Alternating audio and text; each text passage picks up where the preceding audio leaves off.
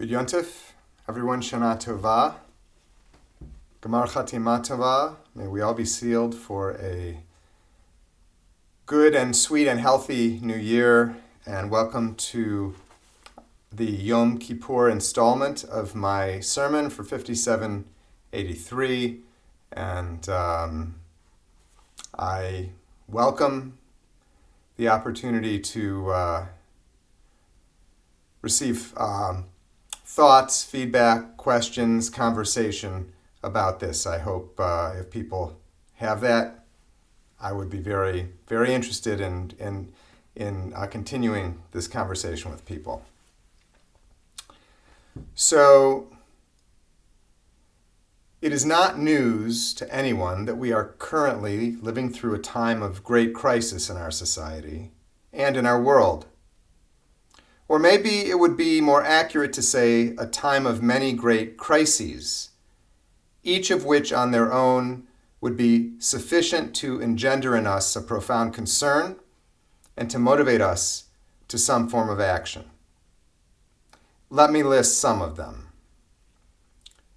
We face the continuing degradation of the environment and the more rapid than predicted acceleration of the global climate crisis. We face serious inertia in the efforts to address the many dimensions of historical and current racial injustice. We face the shocking judicial reversals of long-standing voting and reproductive rights protections, which have led to the passing of legislative restrictions that we have not confronted for half a century or more. We face legislative attacks on the lives of LGBTQ youth and adults, and on teachers and school systems attempting to teach the history of our society with honesty and with an eye towards healing. We face a global political environment in which chillingly autocratic governments seem ever more willing to raise the stakes in military conflicts to levels not seen since the Second World War. And we face all of these crises still in the context of the global public health threat of COVID-19, which continues to shapeshift, moving between an endemic disease we are reluctantly learning to live with and a revitalized and dangerous viral enemy, resuscitated by the emergence of the newest immune-evading subvariants. As we confront this multi-crisis reality, many of us are moved by concern for the world in the present and for future generations to help in some way. Most often that means supporting organizations that are working to address the challenges posed in one or more of these arenas. Sometimes, even deciding where to direct our energy poses a dilemma, as each of these so-called wicked problems carries a sense of urgency that rightfully demands to be our top priority. Being open to discerning which of these arenas we are most deeply called to engage in is certainly a healthy response to these challenging times. However, as much as it pains me to say this, it may be the case that there is one additional crisis that occupies an even more fundamental place in the Gordian knot of contemporary issues that we face, at least in the American context, if not around the world. This meta-crisis is not new, but it has been building in momentum and intensity over the past 3 decades, and it has reached an unprecedentedly high level since the 2020 general election. That crisis is the extreme political and cultural polarization of our country. Currently, the United States has been assessed by the Carnegie Endowment for International Peace as the most polarized society on the planet. This is certainly saying something, given what we know about the degree of deep cultural conflict within many other countries. We are, in fact, in the red zone of polarization known as pernicious polarization, and we are the only Western democracy that has achieved that dubious distinction. On one level, this may sound like old news. We have been aware for a while that the patterns of where we choose to live and with whom we choose to spend time have grown much narrower in the past 30 years. It's also become disturbingly clear that one major effect of the rise of social media has been a significant trend towards the creation of opinion-limiting echo chambers, as well as highly curated lists of acceptable sources of information. In the context of pernicious polarization, it doesn't really matter if there is or could be some objective measurement of relative bias or accuracy within these disparate communities of discourse. Because at bottom, it turns out that we human beings come to our ideological and political conclusions based primarily on life experience and gut instinct, and only afterwards seek out evidence to support those conclusions. In such a framework, attempting to convince someone that their sources of information are unreliable is about as persuasive as telling them that the sky isn't blue or that water isn't wet. As unhealthy as this cultural and ideological self-sorting process has been, an even more concerning development is the common demonization of those who inhabit the other ideological camp. Those on the other side are broadly dismissed as stupid or misguided or callous, or in the most extreme cases, evil. With this dynamic being so prominent, is it any wonder that clear majorities of Americans who identify with either major political party worry more about the political affiliation of their children's future spouses than any other dimension of their character? The remedy for this toxic state of affairs is known, not surprisingly, as depolarization. It is a simple but not an easy process. It requires the hard work of people who hold deeply negative stereotypes of one another engaging in authentic dialogue. At its core, this is about trying to better understand and be better understood by the person before us with whom we're in conversation. Such a practice is certainly needed at all levels of political and cultural leadership, but it is also crucial for this process to take place for citizens of every sector in society. Depolarizing does not mean that we let go of the importance we place on the need for profound change in many parts of our culture. It does mean that we commit to honest curiosity about the development of perspectives that differ from our own.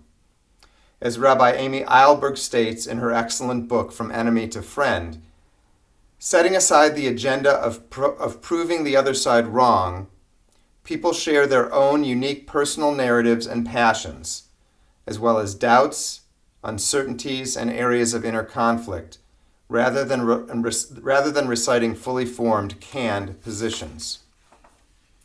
In this way, the conversation shifts from an exchange of diatribes to an encounter between real human beings who become curious about how those on the other side construct their worldview. With so many other major problems to be addressed in our country and in our world, I realize that it will likely strike many of you as counterintuitive to use even a small amount of our precious discretionary time to engage in dialogue with those who disagree with us. I'd like to lay out what I see as several good reasons to do so, despite the reasonable skepticism one might be feeling. The first reason is that extreme polarization endangers democracy. It eats away at the connective tissue of the body politic, eroding trust in the institutions of government and between one subgroup of citizens and another. We, of course, have seen that happening in real time over the past 7 years, and especially over the past 18 months. A sustainable democracy depends on the entire population having a sense of confidence that the system is fair and that the outcomes of elections are legitimate and truly reflect the will of the people. We have also seen how a polarized citizenry can create an opening for leaders with authoritarian leanings to wreak havoc on the healthy functioning of our political system. Proactively pursuing a less polarized society is one of the most effective ways of collectively inoculating ourselves against the threat of tyranny. In both of these ways, working on depolarization will strengthen our democracy. The second reason engaging in this work is worth doing is that continuously strong polarizing forces will make it more and more difficult to make progress on the other major challenges we face. Polarized thinking is all or nothing thinking, and it pushes us towards seeing complex situations in the simplest and least nuanced ways. In a polarized environment, not only is compromise less likely, but so is the possibility of some new creative framework emerging that satisfies the aims of all parties to the debate. Working on depolarization will enhance the likelihood that action will be taken on issues that we most care about.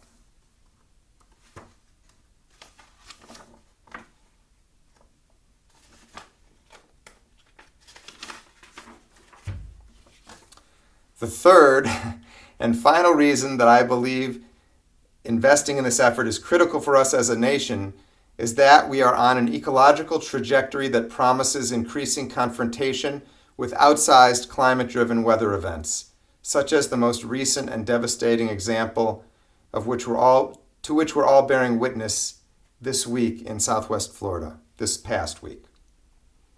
Community resilience to prepare for and recover from these catastrophes is greatly strengthened when people from all walks of life and the whole range of political orientations are able to empathize with one another and cooperate with one another. Such community cohesion will be strengthened to the extent that we can reduce our extreme polarization. I have always considered it a blessing that in our Kol Halev community, we tend towards a liberal to progressive political orientation when it comes to the vast majority of domestic and global issues. This, of course, doesn't mean we don't have differences of opinion or priority, but as a congregation, it feels like we generally inhabit a shared universe of political discourse.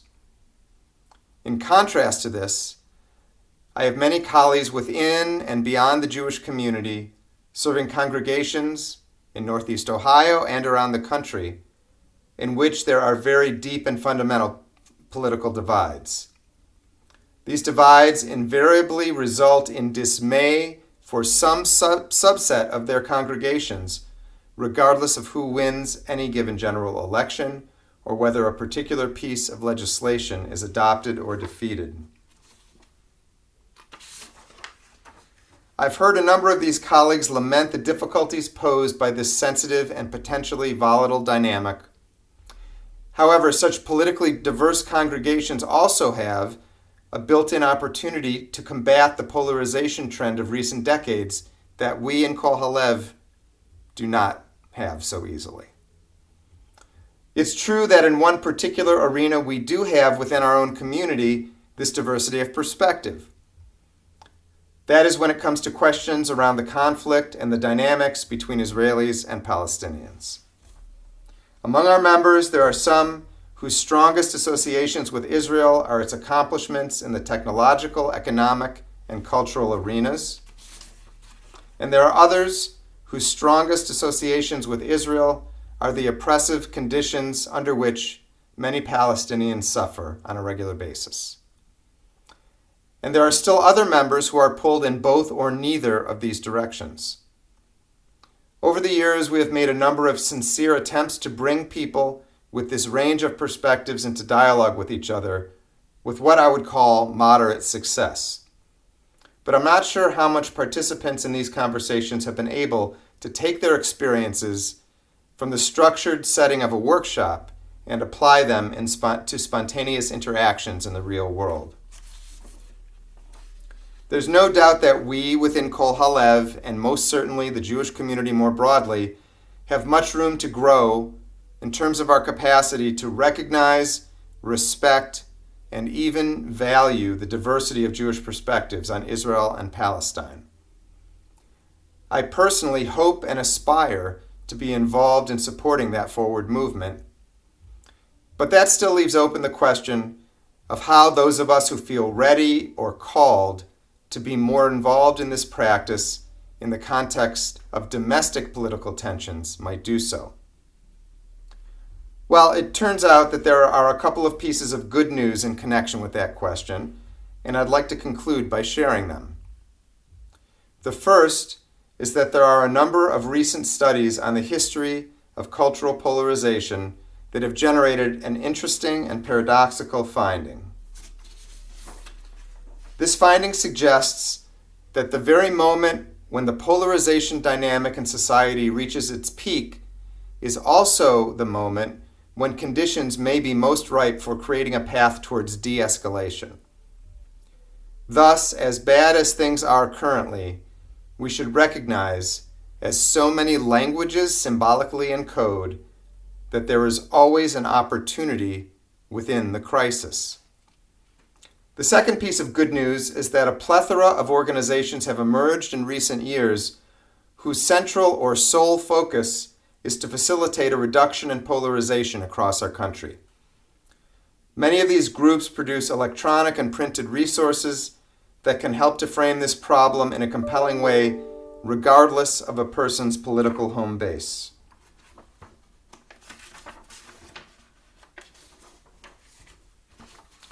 But more importantly, they also offer real-time workshops that intentionally bring together people with diverse perspectives on important and controversial issues and train them in how to engage with one another in a way that yields more understanding, more connection, and maybe even the surprising discovery of some common ground. Here is a short list from among the 100+ organizations currently working in this arena.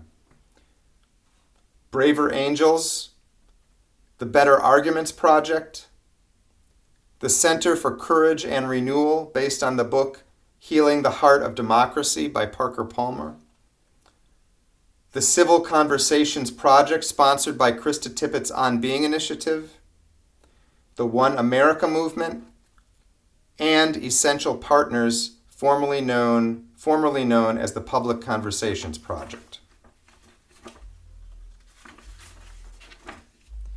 Today, I want to encourage and challenge all of us to consider exploring in the course of this new year any of these opportunities to grow our capacity for engaging in productive and depolarizing conversations across political and ideological fault lines. I would also be interested in convening a group of members within our community who are actively engaging in this practice and where we can share insights and encouragement and perhaps create opportunities for live dialogues with members of other congregations. I want to underscore that I am not suggesting in any way that we back off from advocacy and activism in connection with the range of crucial issues that we face as a country and as a planet. I am suggesting that if we can add depolarizing dialogue to the mix, it will only enhance what we bring to the table in our work on those other crucial issues. May 5783 be a year in which we begin to see our society and our species turn a corner with respect to working together on the significant problems that confront us all. Good Yontif, Shana Tova, and Gamar Chatima Tova.